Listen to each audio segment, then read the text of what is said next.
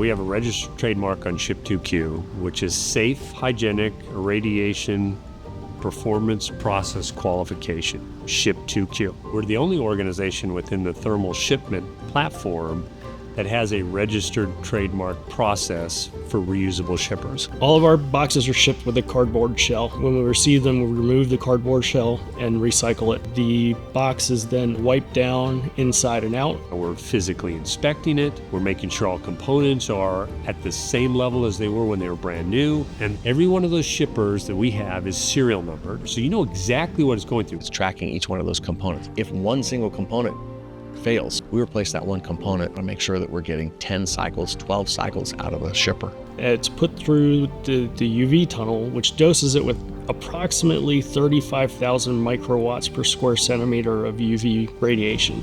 That's enough to kill anything from tuberculosis to anthrax. That kills 99.9% of the biologics. And that way they know they're getting a sanitized shipper better than a brand new one. And we've tested that. The number of colony forming units on the brand new box were hundreds of times higher than those on the one that we ran through the ultraviolet tunnel. We wrote it all up, pushed it through all the experts, at the CDC level, et cetera, to the point where CDC actually endorsed that process during COVID.